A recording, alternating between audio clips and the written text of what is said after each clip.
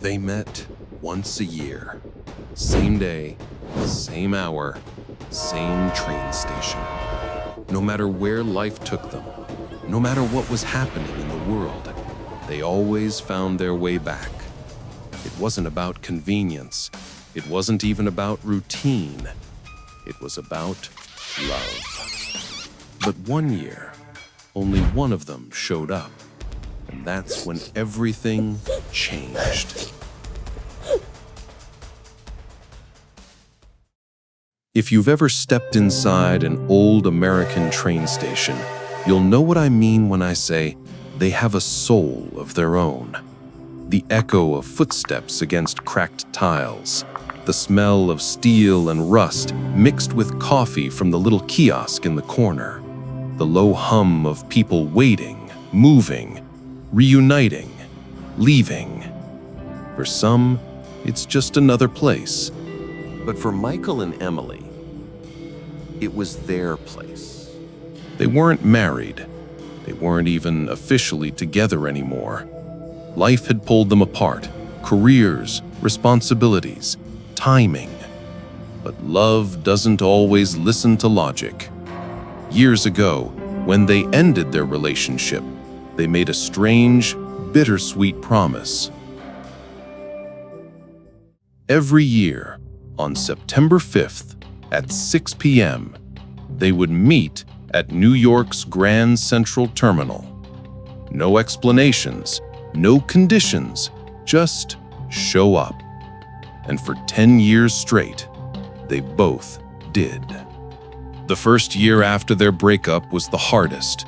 Michael remembered pacing near the big clock in the middle of the concourse, checking his watch every other minute, terrified that maybe Emily wouldn't come. Maybe she had moved on. Maybe he was the only one clinging to the past. But then he saw her. That same gentle smile, her hair falling just the way it always had. She didn't say a word at first. Neither did he. They just hugged, right there under the chandeliers, as strangers rushed around them with places to be. For hours, they sat on one of the marble benches, drinking bad coffee from paper cups, laughing at old memories, carefully avoiding certain topics, like marriage or who they were dating, or what could have been if things had gone differently. And then, just before midnight, they stood, hugged again, and walked away. No promises, no questions, just the quiet comfort of knowing they'd see each other the following year. It became their ritual, and with every passing September, it grew heavier, deeper, more sacred. By the 5th year, things felt different. Michael's hair had started to turn gray at the edges. Emily's laughter was still beautiful, but softer now, tinged with that kind of weariness you only get after life knocks you down a few times. They still laughed, they still smiled, but there was an unspoken sadness between them, the kind that comes when you realize time is running out and you can't get it back.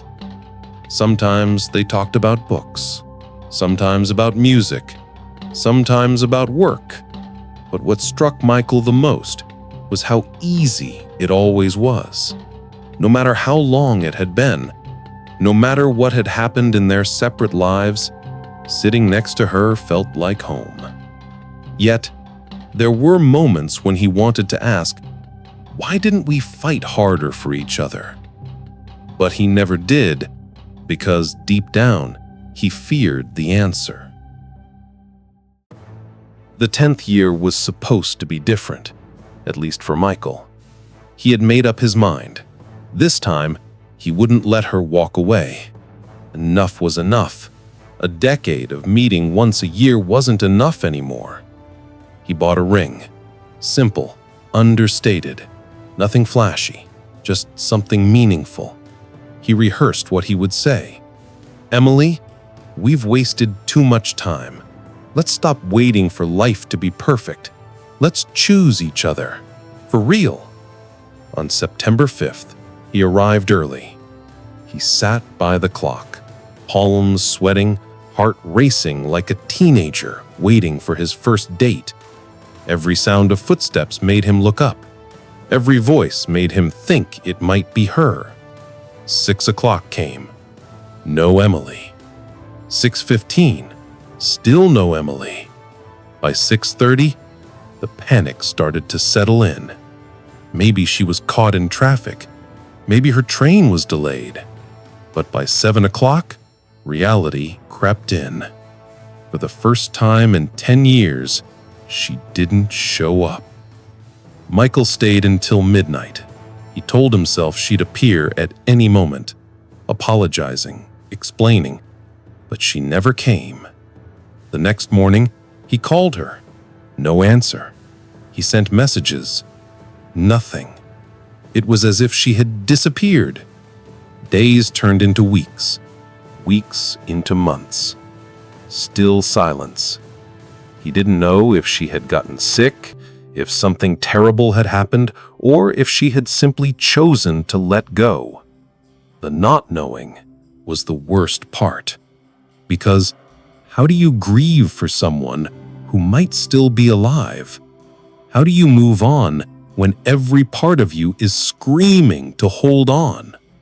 When September 5th came again, Michael still went. He told himself it was just to honor their tradition, just in case. He sat on the same bench, 2 cups of coffee in hand, waiting. People bustled past him, families reunited, lovers embraced, children cried, announcements echoed over the speakers. Life carried on. But for Michael, everything was still, empty, frozen. And just like the year before, Emily never came. It's been years now. Michael still doesn't know why she stopped coming.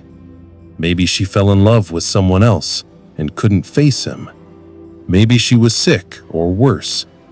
Or maybe the ritual had just become too painful for her to bear. The truth is, sometimes in life, we don't get answers. Sometimes goodbyes are never spoken. They're just lived. And so, every September 5th, Michael still goes to Grand Central. He sits under that great clock, closes his eyes, and for a moment, he imagines Emily walking toward him again, smiling, laughing, sitting down beside him like she always used to. And when he opens his eyes to find the seat empty, he whispers the same words every year.